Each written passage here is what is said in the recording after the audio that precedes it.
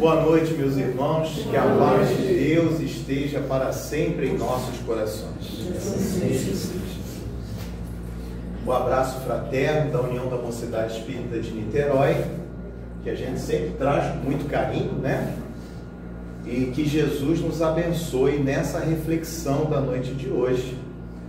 Hoje a nossa reflexão está baseada no capítulo 28 do livro Boa Nova, intitulado Bom Ladrão, e tem como norte, como base, a fé. A fé que, segundo o apóstolo Paulo, é a substância das coisas desejadas, é a convicção dos fatos que não se veem. Está lá em Hebreus, capítulo 1, capítulo 11, versículo 1. Então, que nós possamos meditar, termos a fé. Hoje, se nós não tivéssemos tido a fé no GPS, né, mãe? A gente não teria conseguido chegar aqui, porque o trânsito em Niterói estava infernal, caos total. A estrada para cá estava uma benção, o negócio é chegar até essa estrada, né? E ainda viemos por uma estrada chamada Estrada da Paciência. A gente teve que ter paciência para estarmos aqui. Mas quando o trabalho é no bem, a espiritualidade empurra, ajuda, né? E a gente consegue chegar. Bem, meus irmãos, minhas irmãs, aqueles dias eram dias venturosos, em que a maior luz já descida a este plano habitava entre nós. Aquela velha Jerusalém, ali na parte sul do que é hoje o Estado de Israel, Jesus caminhava com seus apóstolos amedrontados, porque estava se aproximando o testemunho final da sua missão na terra. E aqueles apóstolos sabiam que se Jesus saísse da Galileia, do distrito da Galileia, e fosse até a Judéia, aonde se localizava Jerusalém, Jesus poderia ser preso, Jesus poderia ser condenado. E o mestre, sem titubear, sabendo que Lázaro, seu grande amigo, que morava em seu coração, havia desencarnado aparentemente, Jesus retorna, faz o caminho inverso e volta para a Judéia, com medo de todos aqueles apóstolos, principalmente Tomé. Tomé, que significa toma, que era aquele que só acreditava vendo. Então Tomé, ele tinha uma desconfiança muito grande, ele tinha dúvidas em relação ao que Jesus falava, mas ele confiava em Jesus, porque ele via os milagres que Jesus realizava, mas ele entendia que Jesus poderia dominar com alguns gestos toda aquela região, e ele não entendia por que Jesus não fazia isso. Então Tomé sempre teve um pezinho atrás, muito desconfiado, sabe? Assim como Judas Iscariotes, quer dizer, Judas da cidade de Quiriotes, também um dos 12, que tinha uma admiração profunda por Jesus, amava Jesus, mas tinha um plano político para Jesus. Eu vou fazer uma pesquisa muito rápida aqui. Eu queria saber se vocês conhecem alguma pessoa com o nome de Judas. Levanta a mão quem conhece. Esse nome, né, é amaldiçoado, né? Até hoje. Por quê, gente? Porque Judas significa traição, traidor. Então ninguém coloca o nome de Judas no filho. Até o São Judas Tadeu, né? Que é o Judas, né, do bem, que o pessoal coloca. Ninguém coloca nem homenagem a ele, coloca o nome de Tadeu, mas Judas, não.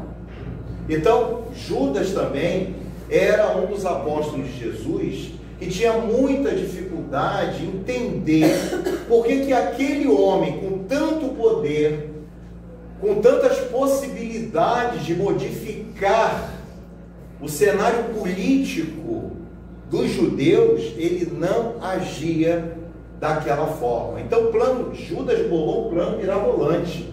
Ele iria entregar Jesus ao Sinédrio, e para quem não sabe, o Sinédrio era um tribunal que ficava dentro das sinagogas, e o principal tribunal ficava dentro do templo de Herodes, ou templo de Jerusalém. Então 70 anciões 35 do lado esquerdo, 35 do lado direito, e tinha o sumo sacerdote que presidia a sessão com 2 guardas, 2 oficiais e o acusado no meio.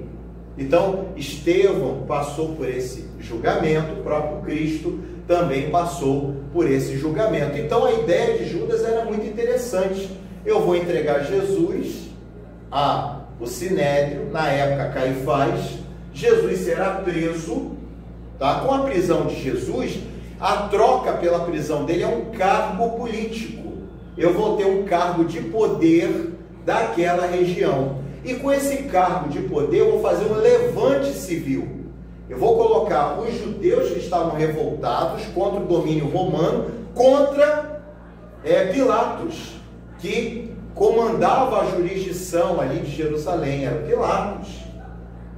Então eu derrubo Pilatos, eu derrubo a guarda romana daquela região, e o que eu vou fazer depois? Depois eu solto Jesus, Jesus vai sair convertendo todo mundo. O plano dele tinha uma lógica, mas ele pecou porque ele confiou em quem ele não podia confiar. E ele entra, todos nós sabemos aí o final da história de Judas, que é muito triste. E assim Tomé também tinha as suas razões de ficar com o pé atrás, porque ele via no mestre uma pessoa brilhante, o verdadeiro Messias, mas ele não entendia por que Jesus não tomava o poder, já que ele era o Messias prometido, o rei dos judeus. Então nos conta Humberto de Campos, no livro Boa Nova, que dias antes da crucificação de Jesus, da sua prisão, de todo aquele martírio, os seus apóstolos estavam reunidos, conversando sobre os problemas da fé. Então começa as discussões sobre a fé, quando Levi, que era Mateus, Levi, filho de Alfeu, e também irmão de Tiago menor, irmão também de João Evangelista, todos ali eram irmãos, e tinham parentesco com a família de Jesus, por parte de Maria, estavam conversando sobre a fé. E aí Levi levanta um questionamento dizendo: olha, na minha visão, somente os homens cultos têm a possibilidade de compreender o que é a fé. Porque Levi, vamos aqui botar o nome dele como Mateus, que Jesus batiza Levi como Mateus, o bem-aventurado de Yahvé. Mateus olha e diz: só os homens cultos conseguem compreender o que é a fé, porque ele era um homem culto. Mateus, além de ser publicano, antes de Jesus convertê-lo ao seu discipulado, Mateus era coletor de impostos. Mateus tinha uma capacidade intelectual extraordinária, sabia escrever naqueles papiros, sabia manejar tinta, sabia cálculos, trabalhava com os denários, com os dinheiros, então ele tinha um conhecimento extraordinário. Evidentemente ele puxou a sardinha para o lado dele. Então apenas os homens cultos tinham essa capacidade. Mas seu irmão questiona, Tiago menor, questiona dizendo: então como nós vamos, na minha visão, diz Tiago menor, apenas ter a vontade já basta para ter fé. A fé e a vontade são aliadas. E um dos outros irmãos, Humberto de Campos não nomeia, poderia ser João Evangelista, ou poderia ser Tiago Maior, questiona: como nós vamos saber daqueles que têm essa vontade, aqueles que guardam dentro de si a vontade para ter a fé? E nisso Jesus se encontrava num canto. O mestre vem, interrompe, e com seu olhar compassivo, com muita tranquilidade, ele diz que a fé mora no coração de todos aqueles que trabalham e confiam nos desígnios de Deus. E assim ele vai encerrando, ele vai limando aquelas discussões, aquelas dúvidas, quando um dos seus apóstolos, aquele que duvidava, que era Tomé, faz um questionamento: mas Senhor, como nós vamos entender e reconhecer aqueles homens que trabalham e confiam. Então apenas os homens cultos, no meu entender, apenas os homens cultos têm essa característica. E aí Jesus volta a falar que apenas aqueles, não somente os cultos, que teriam também o seu momento de testemunho da fé, mas todos aqueles que trabalham e confiam nos desígnios de Deus. E aquele assunto se encerra. Chega o momento do testemunho de Jesus. O momento que Jesus é entregue, o momento da traição, do beijo de Judas, e Jesus é levado perante o Sinédrio, ante o espanto de todos aqueles seus apóstolos, todos aqueles discípulos. Ele olha e vê Pedro, Simão Pedro, a pedra, negando 3 vezes. Ele vê que todos aqueles seus discípulos que ele curou, os cegos, os leprosos, os paralíticos, todo mundo fugiu. Ninguém ficou para ver a sua crucificação. Jesus é preso. E segundo o livro Personagens da Boa Nova, na prisão Jesus ficou na mesma cela de Dimas e de Jetas. Eram os 2 ladrões que seriam crucificados juntos com Jesus. E naquela época, e isso também acontece até hoje no ambiente prisional, o marginal, ou seja, aquele que está à margem da sociedade, o malfeitor, o que faz malfeitos, o bandido, o ladrão, ele sabe quando a pessoa é inocente. Ele sabe quando a pessoa é inocente. E Dimas e Jetas olharam para aquele homem e sabiam da história de Jesus.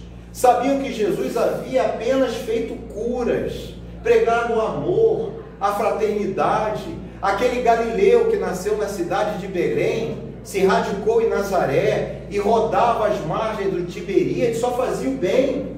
Como aquele homem inocente, reconhecida a sua inocência pelo próprio Pilatos, que não via mácula naquele homem, como aquele homem estava preso com eles que mereciam a pena máxima, a pena capital da morte. Como que Jesus estava ali no meio deles?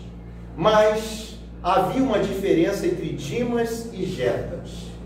Dimas estava conformado com o seu fim. Ele se arrependeu. Ele poderia ter utilizado o seu tempo para ser um bom homem, não cobiçar as coisas do próximo, não roubar, mas ele havia se desvirtuado. Jetas não. Jetas era o bandido revoltado com o sistema e lançava impropérios, escarnecendo do próprio Jesus. Mas os 2 sabiam que o Cristo era inocente. Voltamos agora ao momento do caminho do Gólgota, que significa o Monte da Caveira, aonde Jesus foi crucificado. Distanciando ali do templo de Jerusalém apenas 1 quilômetro. Era um pequeno monte que havia em Jerusalém, aonde a morte por crucificação, que não foi inventada pelos judeus, mas sim pelos romanos, era a exemplificação da punição maior que o Império Romano dava aos seus subjugados.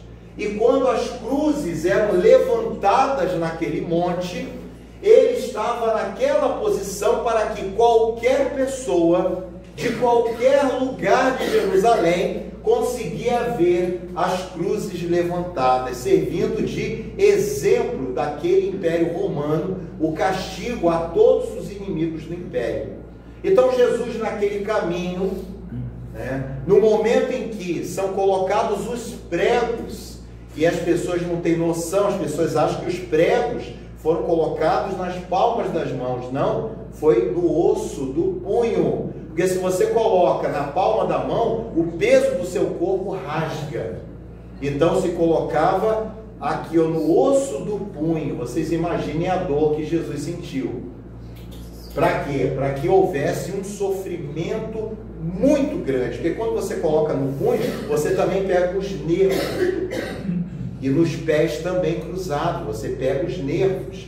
Então, eram choques e mais dores que davam em todos os crucificados.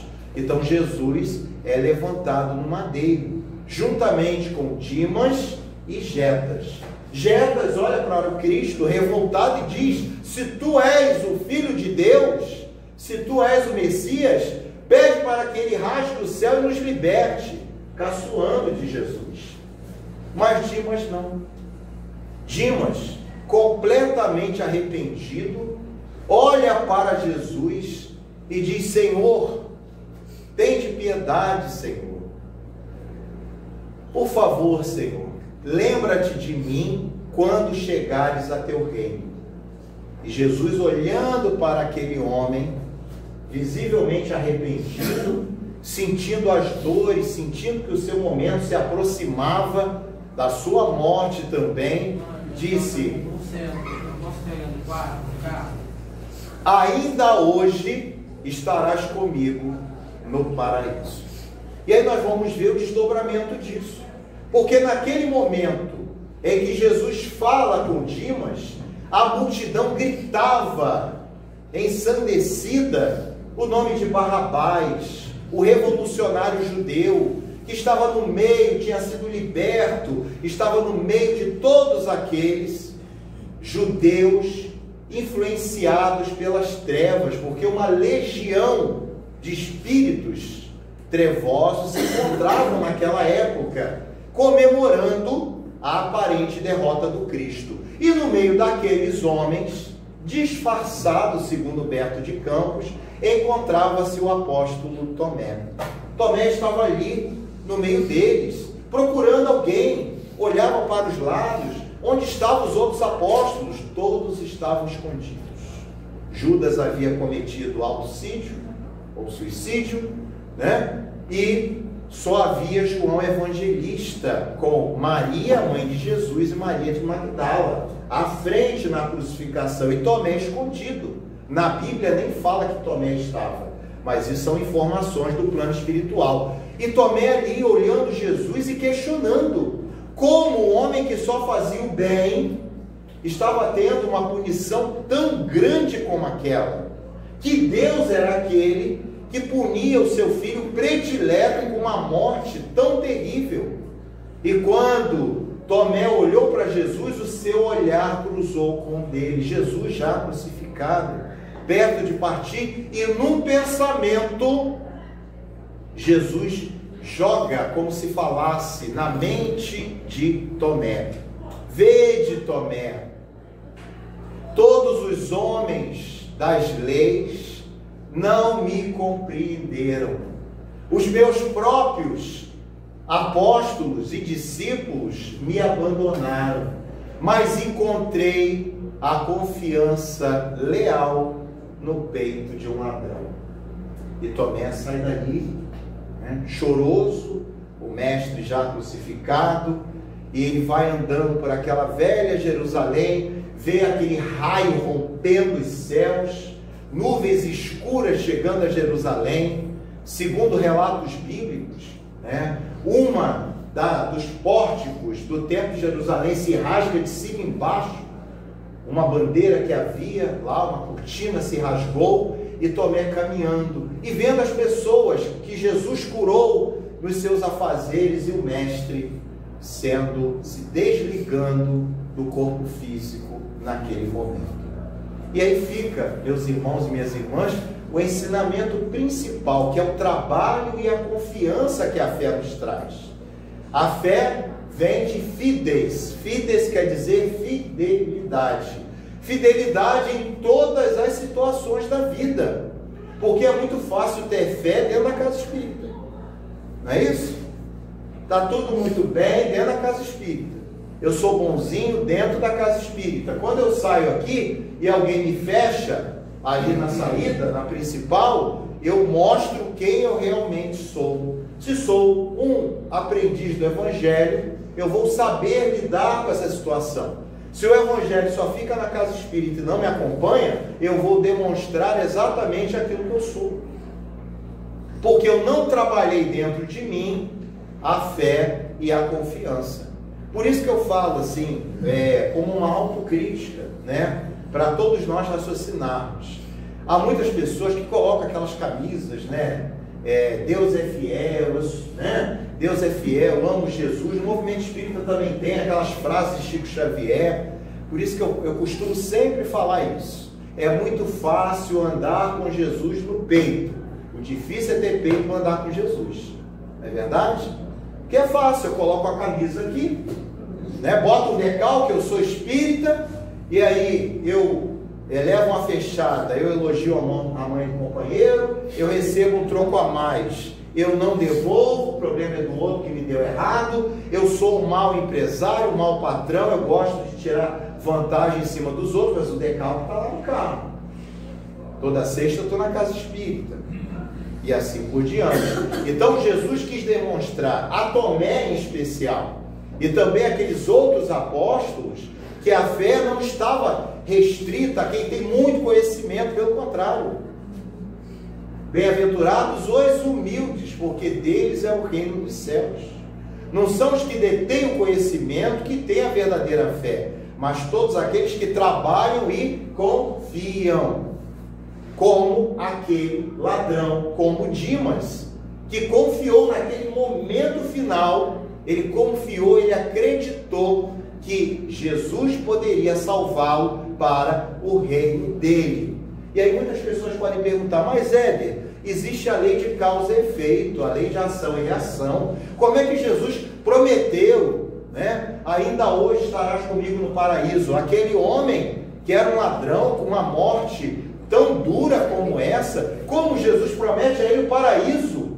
Se ele havia sido um malfeitor, era o paraíso da reparação que Jesus estava prometendo a ele. Era o paraíso da nova oportunidade que aquele homem teria, através de diversas reencarnações, de recuperar toda a sua trajetória, assim como Jesus fez com Saulo de Tarso, quando Saulo cai do seu cavalo, transformando-se em Paulo. Em nenhum momento foi abreviado os sofrimentos que o apóstolo Paulo teria que passar, mas ele conseguiu a sua renovação, um salto gigantesco na mesma encarnação. Segundo os arquivos espirituais, ao qual nós, Humberto de Campos teve acesso, Maria Dolores teve acesso, Amélia Rodrigues teve acesso.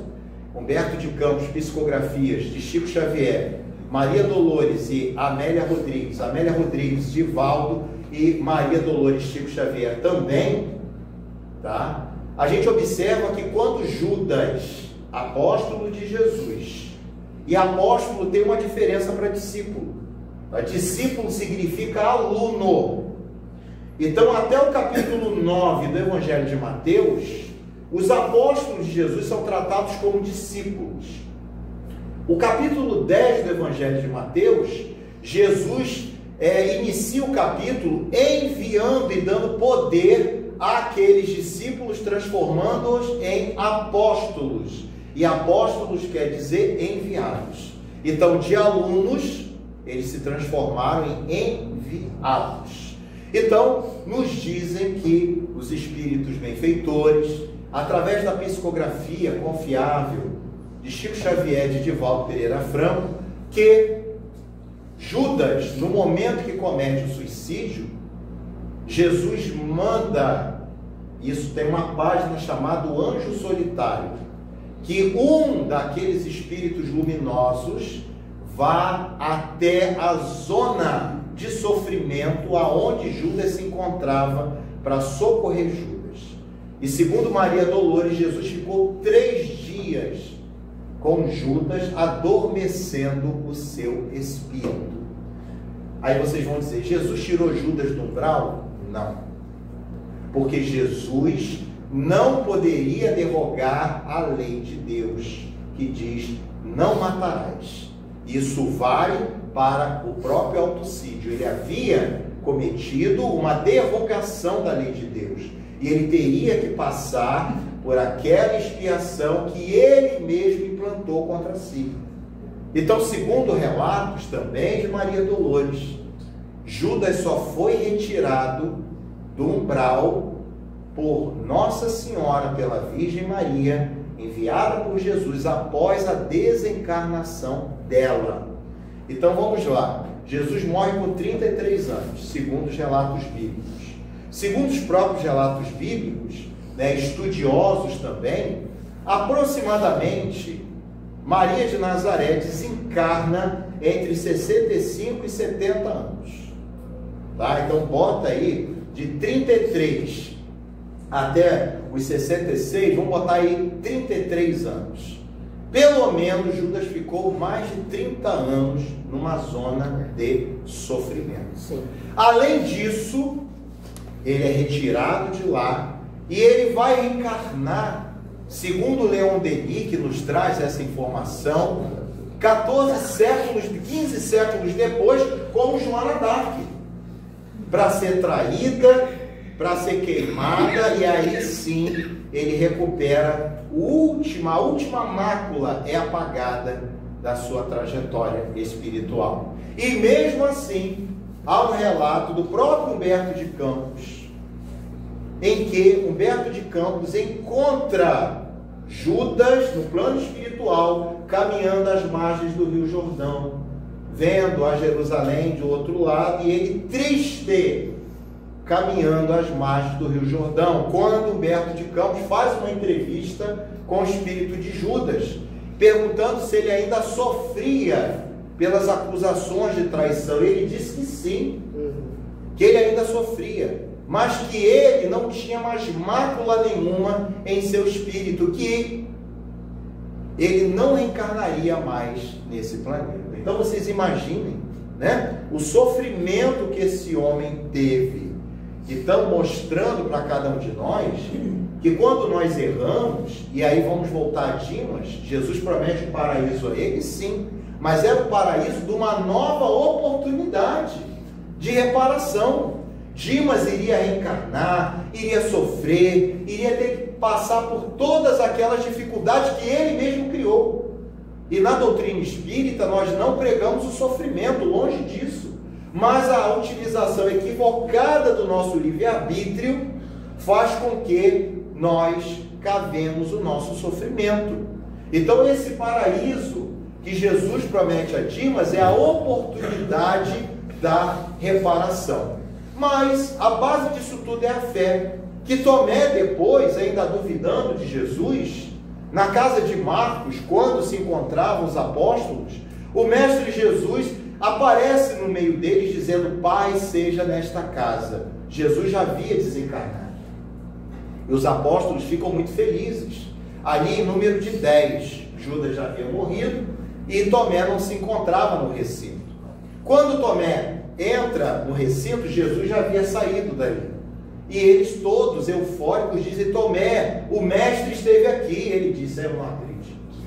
Eu só vou acreditar se eu tocar nas chagas dele, das suas mãos, e também no lado, no seu peito, aonde aquele soldado fincou a sua lança. Para ele falar sempre que ele viu, ele estava lá. Então esse argumento se encaixa com o que Humberto de Campos nos narra, porque se ele queria ver o lado de Jesus, é porque ele viu o soldado fincando a sua lança no peito de Jesus. E numa outra ocasião, Jesus aparece e atravessa as portas, estavam fechadas, eles estavam com medo. Se o cabeça havia desencarnado, que era Jesus, aqueles que eram os conspiradores estavam sendo perseguidos também. Quando Jesus imediatamente fala: paz seja nesta casa, e já chama Tomé: vem cá, Tomé, coloca aqui o dedinho nas minhas chagas, no meu lado. E Tomé obedece, vai lá e coloca. Porque Jesus naquele momento ele se materializou como espírito, se materializou, ele tinha esse poder, não necessitava de ectoplasma de ninguém. Jesus se materializa e Tomé toca, e ali ele se ajoelha e chora amargamente por ter duvidado de Jesus.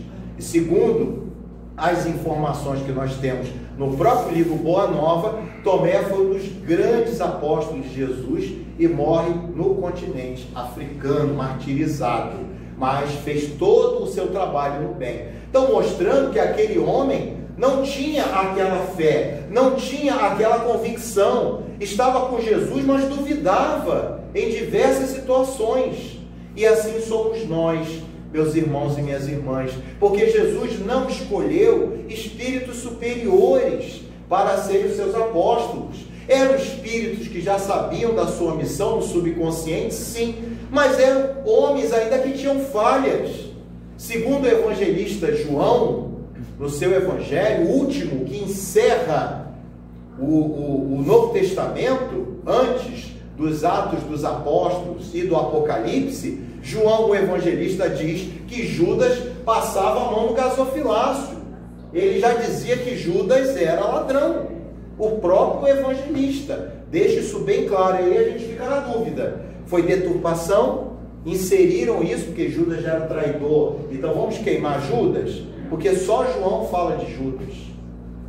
E João foi o único que conheceu Jesus entre João e Mateus, os únicos dos evangelhos que conheceram Jesus. Mateus não fala nada disso, mas João vai lá e diz: olha, Judas colocava a mão no gasofilácio, passava a mão no dinheiro do gasofilácio, das contribuições que eles recebiam. Então, eram homens que tinham dificuldades. Vocês vejam Judas com a dificuldade do dinheiro, Tomé com a dúvida, Pedro era ignorante.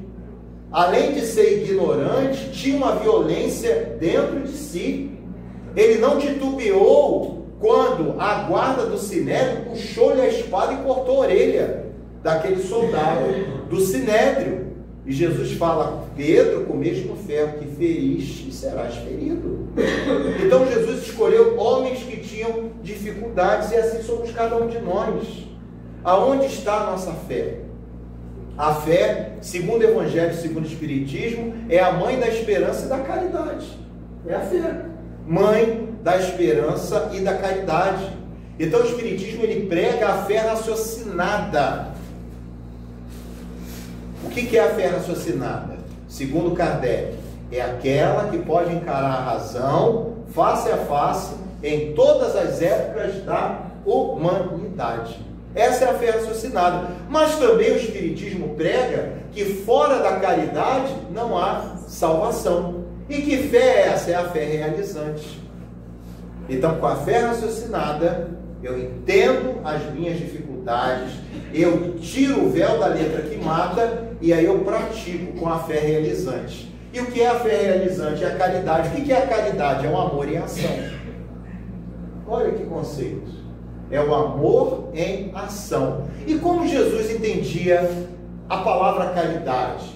É dando comida? É dando cesta básica? Não. Segundo os espíritos superiores que auxiliaram Kardec na codificação, Jesus entendia a palavra caridade como uma série de virtudes. Primeira virtude, benevolência para com todos, ou seja, sermos bons sempre, mesmo para quem não merece que você seja bom. Ora, ser bom, às vezes as pessoas dizem assim: fulano é muito bobo, continua ajudando aquela pessoa que sempre está apunhalando por trás. É problema do outro, eu que não posso ser igual ao outro. Indulgência com as imperfeições do próximo. Será que nós somos indulgentes ou nós somos os primeiros a atacar pedra no próximo? Não é o fato de eu estar aqui que eu sou santo. A responsabilidade é grande, mas eu sou um espírito imperfeito, senão não estaria reencarnado. Então, se algum dia vocês me virem tendo algum problema e tal, não taquem pedra não. Procurem saber o que está acontecendo antes, para a gente tacar pedra. Eu vi o Éder. Olha, Luciana, não chama mais esse cara, não, esse careca não. Não chama mais não. Que eu vi ele saindo de um botequim cambaleando, estava bêbado, Luciano. Será que o Éder não tem problema de pressão alta? E aí estava muito calor, eu estava com remédio no bolso, tive que entrar no botequim para pedir um copo d'água, beber um remédio e sair tonto. Uma possibilidade, eu não tenho pressão alta, tá? Mas estou dando exemplo aqui para vocês, tá?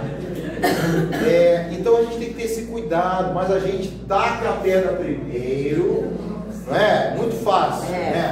Taca a pedra primeiro. primeiro, vamos malhar o Judas. É isso? E depois a gente vai ver o que está acontecendo, se aquilo é verdade ou se não é. Mas aí já manchou a imagem da pessoa todinha. Olha a indulgência aí, que é falta de caridade. E o perdão das ofensas. O que é o perdoar? Perdoar não é esquecer. É você não vibrar mais ódio para a pessoa. Quem esquece, quem tem Alzheimer. Perdão não, o cérebro da gente ele vai guardar a falta. Só que conforme você vai se evangelizando, ele pega esse arquivo que estava lá na área de trabalho do Windows, ele coloca na primeira pasta. Depois você vai se evangelizando mais, ele cria uma subpasta dentro daquela. Aí ele coloca lá dentro. Mais um pouquinho, ele vai criptografar aquele arquivo. No final ele vai ficar escondido lá dentro do HD. Ele continua escondido. Ele está lá. Mas você não vai acessar com mais facilidade. Então perdoar é olhar para aquele que te fez o mal e não desejar o mal para ele. Esse é o perdão. Porque senão, meus irmãos, a gente fica numa falácia muito grande. Olha, nós temos que perdoar. A pessoa te prejudicou, te roubou, a pessoa fez uma maldade com a tua família, com os teus filhos. É fácil, né? Falar perdoa como Jesus perdoa. Eu não sou Cristo. Nós ainda estamos limitados nesse mundo de provas e expiações. Então, enquanto espíritos imperfeitos, o que nós podemos fazer dentro das nossas limitações é trabalhar o quê? A tolerância. A tolerância.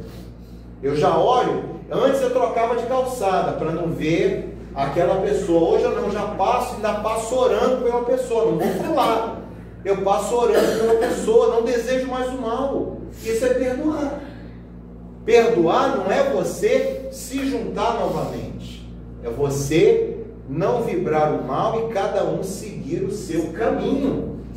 E aí você se liberta do que o outro fez contra você. Esse é o perdão. Mas para chegar a essa atitude, a gente tem que ter fé. E o que é fé? É ter essa confiança. É acreditar. É crer.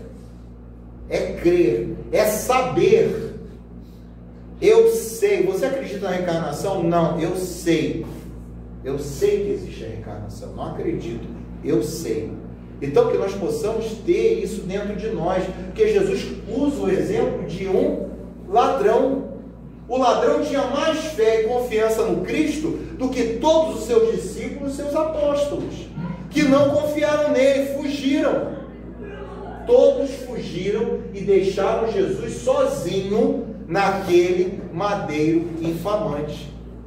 Menos quem? João Evangelista. João Evangelista era um jovenzinho de 16 anos. A mãe de Jesus, que as mães ficam conosco até o fim. E Maria de Magdala, que era uma mulher de uma fama, de uma vida, estava lá. E Tomé estava lá, estava escondido. Pedro, Senhor, eu te amo, Senhor, eu te defendo. Na hora que veio o testemunho final, esse seguia o Galileu. Eu não, nem conhecia. A outra pessoa olhou e falou: não, eu via ele, estava com ele, estava com Nazareno. Não conheço, nunca ouvi falar. Não, mas eu estou lembrando de você, você andava com ele em Cafarnaum. Não. E aí o galo cantou. E aí ele se lembrou do que Jesus falava. Pedro, calma. Pode ser a reencarnação, né? Vai ser a reencarnação de Pedro. Pedro, antes que o galo cante, tu me negarás 3 vezes. E ele negou realmente. E aí nós vamos ver após a transfiguração, antes de Jesus estar com os 500 galileus, aqueles apóstolos voltaram às suas atividades em Cafarnaum. Observe em Cafarnaum o lago de Genezaré, também chamado de Mar da Galileia, o Mar de Tiberíades, de água doce, uma coisa maravilhosa. A gente chega em Israel, acha que vai ser água salgada, não, é água doce, porque o afluente do Mar da Galileia é o Rio Jordão. Olha que coisa bonita. Estavam lá os apóstolos de Jesus pescando com as suas atividades. E aí eles jogavam peixe, a madrugada toda não pagavam nada. Jogaram do outro lado, não pagaram nada. E aí veio um homem ali na beira daquele lago, e disse: joguem a rede para aquele lado de lá. E jogaram. E segundo as informações que nós temos, pegaram 153 peixes. Olha que maravilha. E aí João, evangelista, reconheceu que aquele era Jesus. E Jesus comeu com eles. Comeu com eles, já havia desencarnado, estava ali com eles, comendo. E ele olha para Pedro e pergunta: Pedro, tu me amas? Senhor, claro que eu te amo. Toma conta do meu rebanho.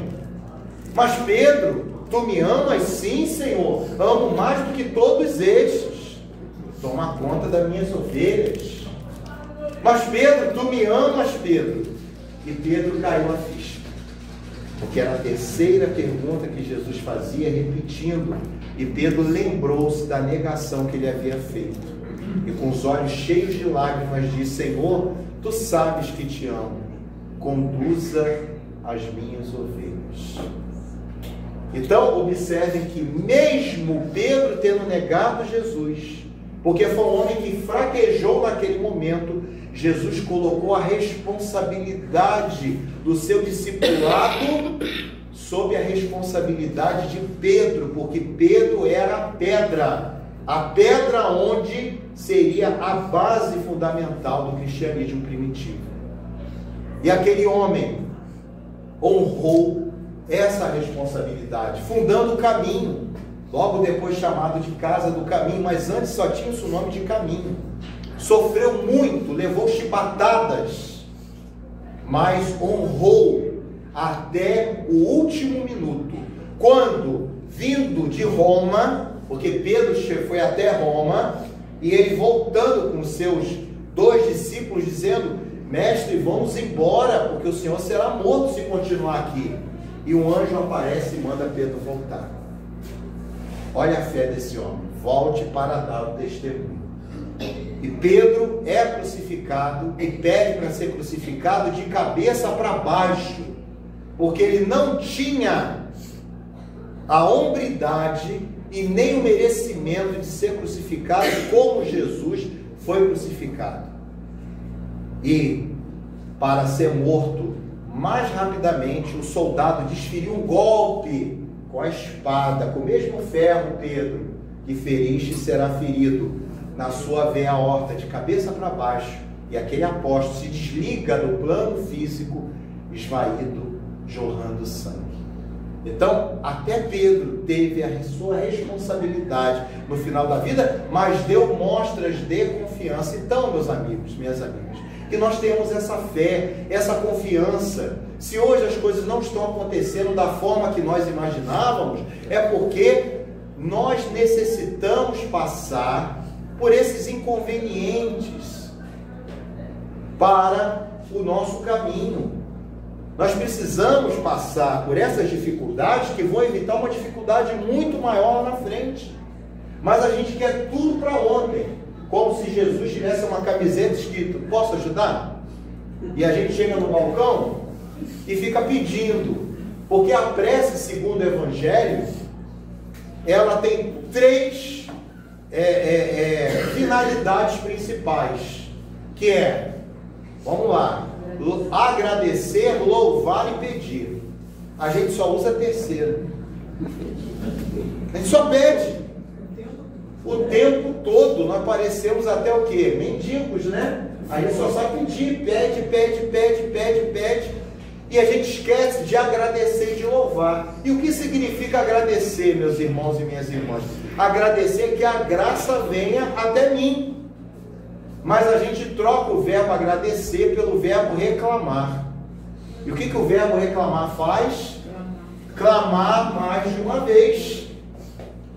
Então, quando eu reclamo que eu estou sem dinheiro, eu estou clamando para que aquela situação permaneça.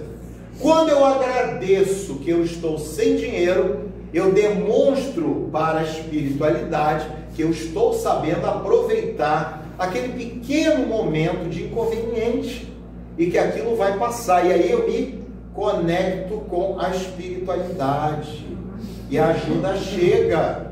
Mas se eu só reclamo, eu saio daquele canal. Lembram da rádio AM e FM? Não é? Quem tinha um rádio AM não conseguia conectar no FM. Quem tinha o FM não pegava AM. Assim somos nós. A espiritualidade, ela está no FM, nós estamos na AM. Se o meu rádio não é dual band, o que acontece? Eu não consigo me conectar. Então, quando eu passo a agradecer pela doença que me aflige, pela falta de dinheiro, pelo processo obsessivo, por um parente difícil, eu vou conseguindo me conectar com a espiritualidade. E aí eu recebo ajuda através de intuições, porque o nosso espírito amigo está ao nosso lado, mas a gente se conecta na reclamação. E aí o que o anjo da guarda faz? Ou o espírito protetor? Ele respeita o nosso livre-arbítrio. Ele fica de longe, ele não consegue se conectar. Em reuniões mediúnicas, narradas pelo próprio André Luiz, a dificuldade que os espíritos têm para dar psicografia, psicofonia, porque os médiuns estão em faixas diferentes de vibração e não conseguem dar. E assim somos nós. Então vamos passar, meus irmãos e minhas irmãs, a agradecer e não a reclamar. Eu tinha até meia-noite, mas eu vou parar agora, e vamos homenagear o nosso querido codificador Allan Kardec, porque nós estamos no mês de aniversário de Allan Kardec. Evidentemente, se ele estivesse entre nós, seria impossível a idade que ele teria, mais de 200 anos, aqui entre nós. Mas nos narra, eu gosto muito dessas narrativas, o espírito de Hilário Silva, no livro Espírito da Verdade, a página intitulada Há um Século, porque foi exatamente quando o codificador estaria completando 100 anos. Então é muito bonita essa página.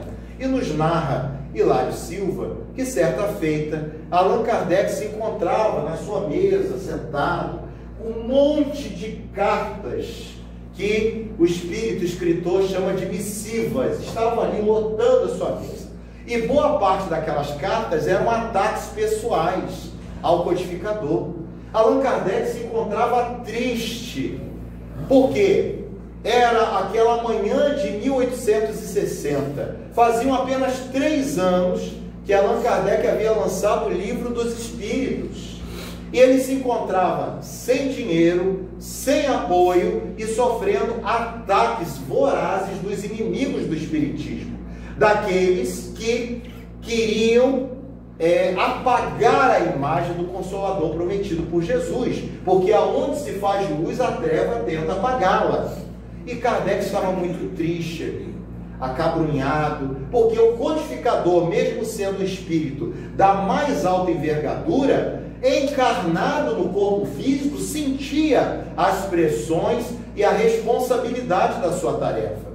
Quando, de cabeça baixa, ele sente alguém tocando no seu ombro. Ele olha, era a sua Amélie Gabriele Boudet, a doce Gabi, a sua esposa, e entrega-lhe um pacote muito bem adornado, embrulhado. E Kardec, ele abre aquele pacote e antes de chegar no objeto final, ele encontra uma carta escrita naquele pacote. Ele abre a carta e começa a ler. Senhor Allan Kardec, com um abraço fraterno e o respeito que o senhor merece, eu sou o encadernador desde a minha meninice. Era um menino que já estava me embrenhando no meio da encadernação, até que eu fui crescendo e conheci, senhor Allan Kardec, o amor da minha vida, a mulher que me faria feliz, me faria o homem mais feliz de Paris, Antoine.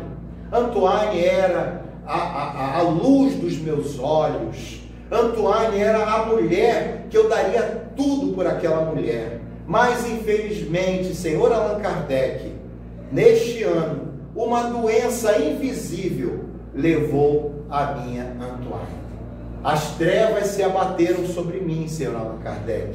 Eu perdi a alegria de viver, porque todos os meus desejos de homem haviam se esgotado. Estavam indo junto com o caixão, com o amor da minha vida. Passei, senhor Allan Kardec, a ficar deprimido, com insônia, não dormia mais, chegava atrasado na editora, senhor Allan Kardec, no local da encadernação. O meu chefe, senhor Allan Kardec, um homem justo, mas um homem rígido, já me ameaçava de demissão.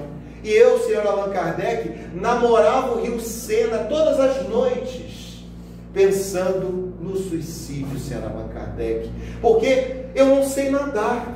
Se eu subisse na Ponte Marie e me atirasse naquelas águas gélidas do rio Sena, rapidamente eu morreria e conseguiria rever a minha Antoine. E assim eu fiz, senhor Allan Kardec, numa noite fria, gélida, daquela Paris de 1860, quando a depressão bateu mais forte, a angústia dentro de mim bateu mais forte, senhor Allan Kardec, eu fui até a Ponte Marie.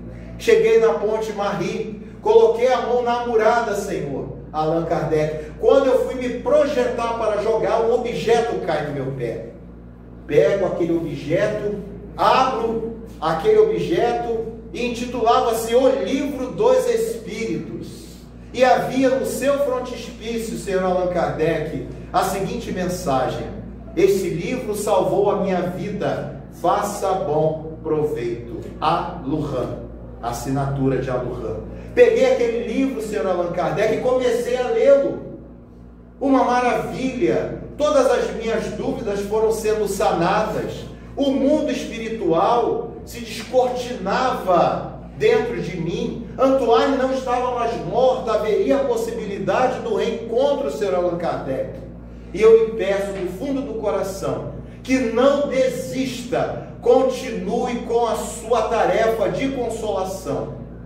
E ele assina aquela carta com abraço fraterno, Joseph Perrier. Kardec dobra aquela carta, acaba de desembrulhar o pacote, estava ali o livro dos Espíritos, ricamente encadernado, com as iniciais AK de Allan Kardec. Ele abre no seu frontispício, detecta a primeira mensagem de Aluran: este livro salvou a minha vida, faça bom proveito. E logo abaixo, uma outra mensagem: salvou a minha também. Deus abençoe a todos que colaboraram com a sua publicação. Joseph Perrier. Kardec pega aquele livro, encosta o livro ao seu peito, uma nova luz irradia de dentro daquele homem. Ele não mais reclamaria de nada. Ele estava feliz porque aquela obra havia salvado 2 vidas. E aquilo já recompensava todo o trabalho que ele estava tendo. E Kardec chega até a janela do seu pequeno apartamento e observa, naquela manhã fria e chuvosa daquela Paris de 1860, os operários caminhando para as suas atividades, os idosos, as mulheres e as crianças. E naquele momento, o codificador, tomando de um lenço, enxuga lágrimas que forçosamente escorriam de seu rosto. Então, meus amigos, que Jesus nos abençoe e que nós possamos ser como Allan Kardec naquele momento, no momento de dor, no momento de sofrimento, quando as esperanças partem de dentro de nós, façamos uma prece, confiemos que uma doce Gabi baterá em nosso ombro, através de uma inspiração, através de uma ideia, e nos consolará diante das dificuldades que batem a nossa casa mental. Que Jesus abençoe, muita paz a cada um de nós. Graças a Deus.